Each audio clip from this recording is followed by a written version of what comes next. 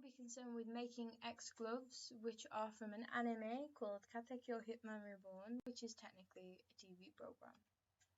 This is what the X glove looks like, and it's worn by main character Sawada Tsunayoshi. And although Suna does ignite the gloves using his Desperation Flame, we're going to be concerned with making the gloves so they would have the X burner function, which basically allows you to shoot fire. So if we were to bring these gloves into the real life, how would we do it? What would be the chemistry behind it? We're going to need flames. For a flame, we obviously need a fuel. But many fuels like your methane, your propane, your butane, they need an ignition source, which means we're going to have a spark plug either in the glove, or we're going to have a naked flame, and that wouldn't be very safe. So our best bet would be to use a hypergolic fuel, which is, these are two fuels that when they come into contact with each other, they actually combust. So you don't need an ignition source for this, and they're mainly used in rockets. Now, as you can guess, they're very toxic, very volatile, a pain to store, but we don't have to use them. There are less toxic fuels that we can use, such as kerosene and H2O2.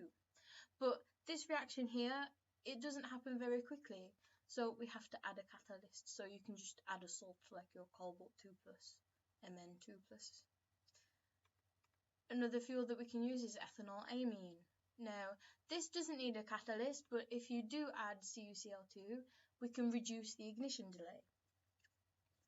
The better fuel to actually use for the glove, in my opinion, would probably be kerosene, because it is easy to store and it's pH neutral. The ethanol amine is very alkali, so you can't store it very easily because it will corrode the container.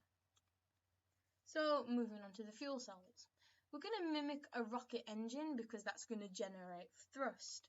Now, we'll have two canisters, one for the fuel, one for the oxidizer, and we'll completely split them. So if there is a spillage, then they're not going to leak onto one another and there's not going to be an explosion actually in the glove. So they will actually have to be connected, but they will be connected using pipes and they will react in a reaction chamber, which will be reinforced. But they won't react willy-nilly. There'll be taps on the actual pipes which will control the fuel flow.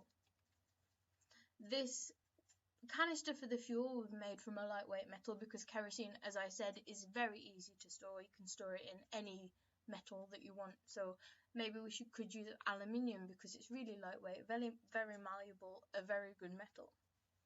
This oxidizer one, you could have a plastic coated canister so the metal doesn't tint the hydrogen peroxide. Again, with the fuel cells, we'll be using a vortex cooling system, which is when there's a vortex of cool gases that actually creates a protective barrier for the actual reaction chamber. So your oxidizer is injected at an angle, and as I said before, it creates a protective barrier. So for one, you don't have to reinforce and keep reinforcing your reaction chamber because it's going to protect it. This cool air that's circling around is going to protect it, and your flame is it's pushed. So it increases the thrust as well. So we'll be using a vortex cooling system. Now the reaction chamber obviously is going to be reinforced and you're going to have an insulation layer like a cooler. So this is to actually reduce the heat transfer so it doesn't start heating up your palm that much. Obviously it's going to heat up your palm, but we don't want it to actually cause burns because that will be really bad and we won't be able to market this. Okay, what will they look like? Well, we know how our fuel's gonna look. And let's just say that this is a hand. So, maybe we could have like a rubber or something that's very nice on skin, very flexible, just on the inside of the glove so it doesn't irritate the skin. Now, we're gonna arrange the pipes like this, one going through the thumb, one going on the underside of the pinky. And then we will have the actual Vongola logo, which I think should be screwed so we can actually replace the canisters.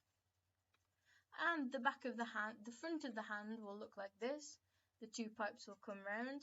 You'll have your reaction chamber and you will have your actual exhaust that will expel the flame, which will be reinforced as well.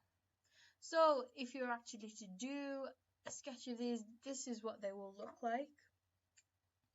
Your actual Vongala logo, I would think, would be glass, something that's very shiny, not a precious stone or a precious metal or anything, just glass that's very shiny.